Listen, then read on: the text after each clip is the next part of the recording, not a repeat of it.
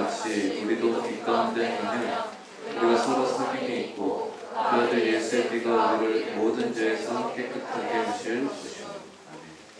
갈라디아서입니다. 시작. 내가 이르노니 너희는 성령을 따라하라. 영의 육체의 욕심을 이루지 아니하리라. 반갑습니다, 여러분. 한번 인사합시다. 옆에 사람들을 또 그렇게 한번 봐주시면서 사랑합니다. 감사합니다. 네.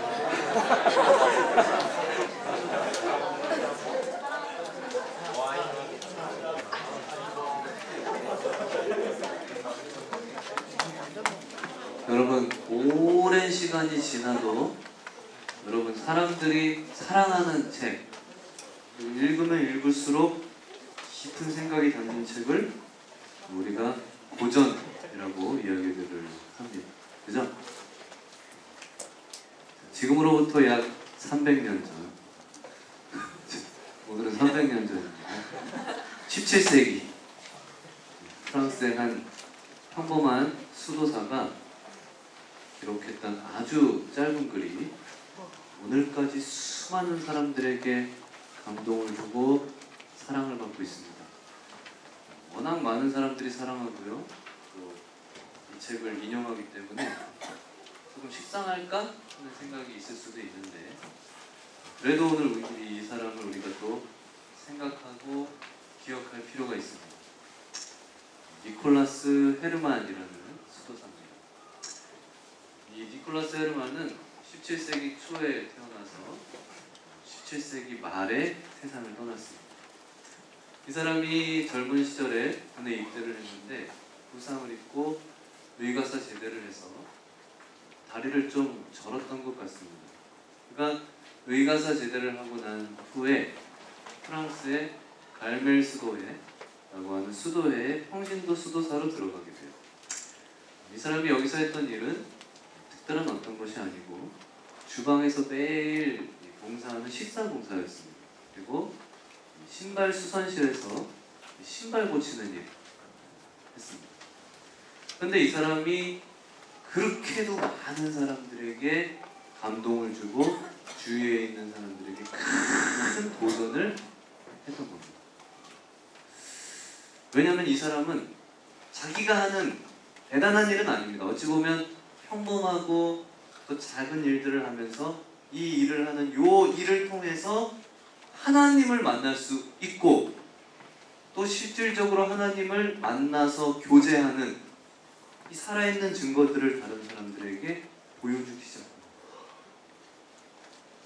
그러니까 식당 허드렛 일을 하면서 그 일을 통해서 하나님을 만나고 구두수선을 하는 그 일을 통해서 그 자리에서 살아계신 하나님과 교제를 했던 것이에요.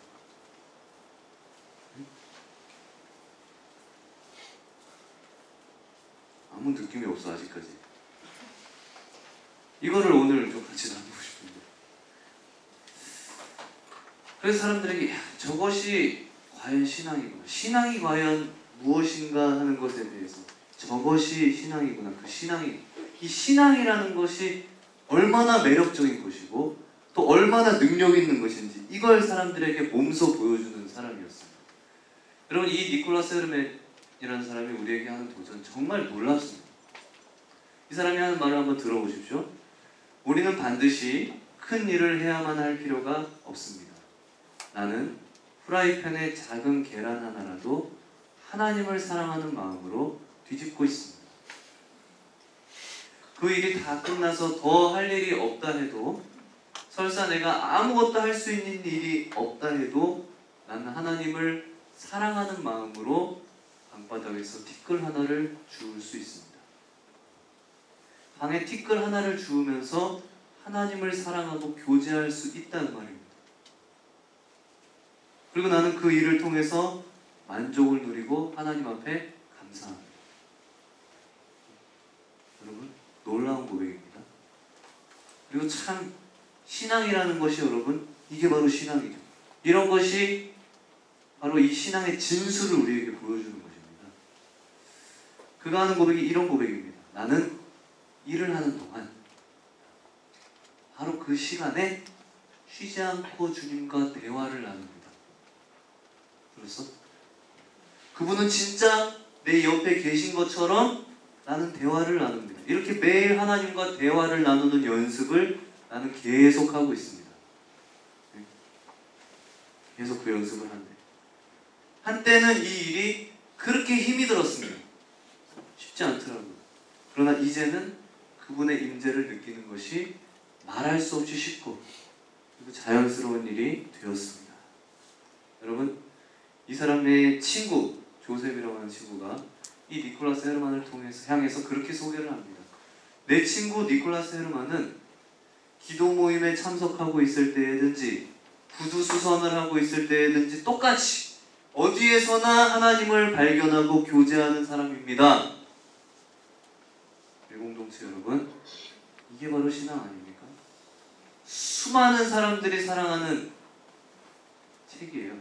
하나님의 임재 연습이라는 책입니다. 왜 이 사람의 삶을 우리가 다시 기억해야 될 필요가 있느냐? 그 이유는 여러분 딱 한 가지입니다. 오늘 여러분에게 전하고 싶은 메시지, 전하고 싶은 내용 딱 한 가지예요. 좋죠? 짧겠죠? 한 가지. 하나님과 우리 사이의 이 관계라고 하는 것은 절대로 추상적인 것이 아니다. 관념적인 것이 아니라는 말입니다. 하나님과 우리 사이의 관계는 그야말로 실제적이고 절대로 추상적이거나 관념적인 것이 아니라는 것을 우리가 배우기 위해서 하는 것입니다. 지난주에 여러분 우리가 짧은 시간이었지만 하나님과 우리 사이에 이미 형성이 되어 있는, 우리가 형성을 해야 되는 것이 아니고 우리가 예수를 믿을 때부터 우리가 느끼든지 못 느끼든지 알든지 모르든지 그거 아무 상관없이 예수를 믿는 사람 누구든지 들어가게 되는 이미 형성된 관계가 무엇인지를 우리 지난 시간에 잠시 생각을 했습니다. 뭐였어요? 한마디로 말하면 연합의 관계였어요. 그렇죠? 너무 가슴 뭉클했어. 누가 입모양으로 여러분, 우리가 예수를 믿음으로 바로 우리는 연합의 관계 속으로 들어갑니다. 그럼 이 연합이라고 하는 말은 우리가 대단히 유의해야 된다고 말했습니다. 이 연합은 사람들이 사용하는 연합과는 아무 상관이 없는 이 세상의 표현이 아닙니다. 사람들은 사상의 연합, 지역의 연합, 무슨 해병대 전후의 그런 거 사람들은 그렇게 연합을 합니다. 그러나 성경이 말하는 하나님과 우리 사이의 연합이라고 하는 것은 그런 거하고 아무 상관이 없어요. 완전 다르게 말 그대로 존재적 연합이라고 그랬습니다. 생소할 수 있지만 그것은 여러분 우리 자신, 나라고 하는 인간, 나의 본질은 영이라고 그랬어요. 우리 하나님, 영이신 하나님이 나의 본질인 영과 영이신 하나님이 말 그대로 있는 그대로 존재 자체가 합쳐버리는 것입니다. 이걸 어떻게 설명을 할까요? 이 놀라운 걸 어떻게 강조하고 또 강조할 수 있을까요, 여러분에게? 아무리 강조해도 아무리 기억하고 또 기억해도 이건 지나치지 않습니다. 이 세상에서 제일 신비한 건 바로 이것입니다. 도대체 어떻게 하나님과 내가 영원히 떨어지지 않고 막 떨어지고 싶어도 떨어질 수 없는 말 그대로 존재적인 존재 자체가 합쳐버리는, 마치 몸 하나에 머리 둘인 존재가 있는 것처럼 어떻게 이런 합체가 일어날 수 있느냐고 말입니다. 자 여러분, 하나님과 우리 사이의 연합의 관계는 바로 이 관계였습니다. 이것 때문에 예수님께서 죽으셨어요. 예수님께서 십자가에서 죽으신 이유는 우리가 이 관계 속에 들어가기 위해서였습니다. 그러나 여러분, 오늘 우리에게 더 중요한 것이 있습니다. 하나 있습니다. 하나님과 우리 사이에 만들어진 이 영적인 연합이라고 하는 이 진리, 놀라운 이것이 절대로 여러분 추상적인 진리가 아니라고 말입니다. 이 말씀을 제가 저번 주에 전했잖아요. 전하고 나서 저는 마음에 부담이 오기 시작했습니다. 사람들은 이 사실을 얼마든지 관념으로 끝낼 수 있습니다. 여러분도 아마 마찬가지일 거예요. 이걸 추상적으로 생각할 수 있습니다. 추상적인 종교 진리라고 생각하고 넘어갈 수 있습니다. 교회 다닌 지 얼마 안 된 사람들은 이 설명을 그래 참 좋은 진리다, 다른 종교에는 없는 진짜 그런 것이 있구나, 이렇게 대충 흘려서 듣고 넘어갈 수 있습니다. 또 어떤 사람은 내가 모르는 바 아니야, 익히 아는 것이지만 그러나 참 진짜 생각하면 생각할수록 놀랍지 않느냐, 감사하자, 찬양하자, 그렇게 여러분 끝날 수도 있습니다. 그러십니다. 그러나 여러분, 하나님께서 우리에게 이 진리를 주신 것은 이 자리에서 그냥 끝이 나게 하는 그것이 하나님의 목적이 아닙니다. 그것을 깨닫는 것도 여러분 중요하지만, 그리고 감사하시고 여러분 찬양하는 것도 중요하지만, 그것보다 훨씬 더 중요한, 거기서 멈춰서는 안 되고 여러분 니콜라스 헬만처럼 이 진리를 실제화하는, 체험화하는 것입니다. 그분이 정말 영적으로 나와 연합한 이게 정말 사실이라면 이걸 정말 활용하고 사용하고 체험화시키고 실제화시키고 내 삶의 현장 가운데서 이걸 확인하고, 여러분 이것이 돼야 되는 것이죠. 이것이 되지 못하면 여러분 이것이 바로 영적인 죽음입니다. 감동받는 요걸로 끝이 나면은 우리가 말하는 영적인 죽음이란 바로 요걸 영적인 죽음이라고 말합니다. 우리 신앙에서 제일 안 좋은 게 바로 요것입니다. 신앙을 입으로 고백하고 감동까지 했는데 실제로는 죽은 자와 같은 것. 여러분 헨리 블랙컵이라고 하는 유명한 신학자, 책도 많이 쓴 사람인데 그가 우리에게 이런 이야기를 해줍니다. 그분의 간증인데, 한 번은 자기 사무실에 한 중년 신사가 찾아왔습니다. 상담을 요청해요. 이분이 누군가 알고 봤더니 미국의 한 저명한 신학대학교 교수님이었어요. 신학대학교 교수님이 헨리 블랙컵이 앞에서 눈물을 흘리면서 자기 고백을 하는 겁니다. 목사님, 내가 목사님 앞에 고백할 게 있습니다. 상담할 것이 있습니다. 나는 누구보다 성경을 많이 압니다. 알아요. 나는 누구보다 기독교 진리에 해박한 사람입니다. 그러나 나는 실제로 하나님과 인격적인 교제, 이게 없습니다. 하나님과 살아있는 사귐이 없습니다. 하나님과 실제로 살아있는 사귐이 없는 내 자신이 여태까지 신학생들을 가르치는 것이 너무너무 고통스럽습니다.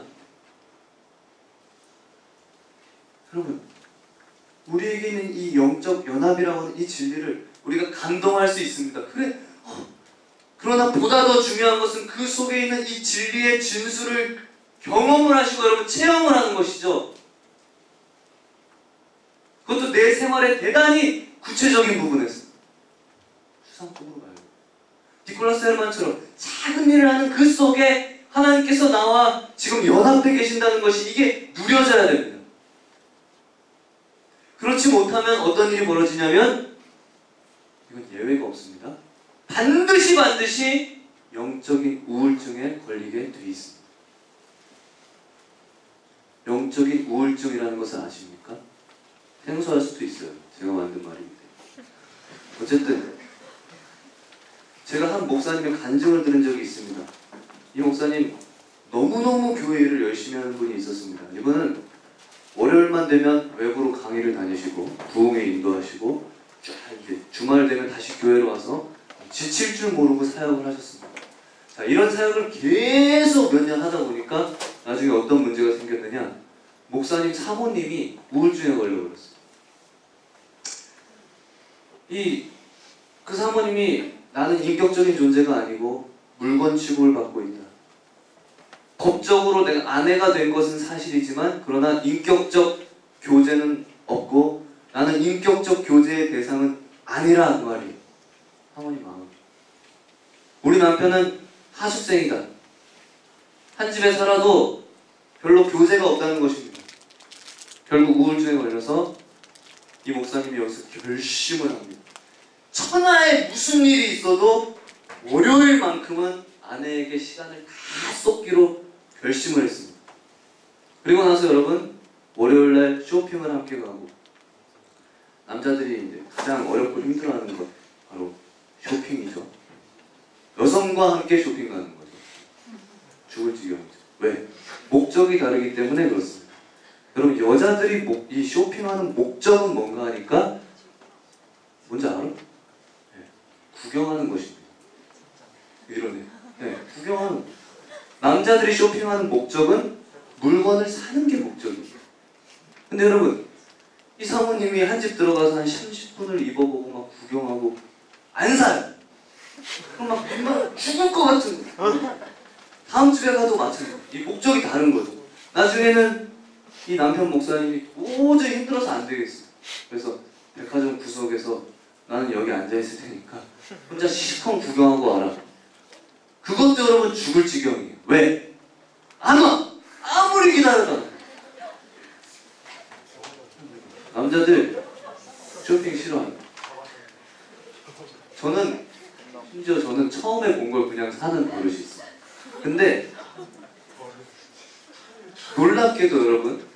놀랍게도 이런 시간을 보내면서 이 부인의 우울증이 치료가 되더라고요. 진짜로. 교제가 되니까 치료가 되는 거예요. 들었어요? 교제가 되니까 치료가 돼. 여러분 하나님과 우리 사이의 관계도 이거하고 똑같습니다. 하나님과 우리 사이에는 법적인 연합관계가 이미 형성이 되어버렸어요. 하나님이 내 안에, 내가 그 안에, 그리고 내가 그 안에, 너희가 내 안에, 이 말씀을 통해서 이미 선포된 진리입니다. 여러분 형성되어 있어요. 근데 이 법적인 연합관계보다 어쩌면 더 중요한 것이 인격적 교제관계입니다. 이 인격적 교제관계가 형성이 안 되면 반드시 영적인 우울증에 걸립니다. 저는 영적인 우울증이라는 것이 참 적절하다고 생각을 합니다.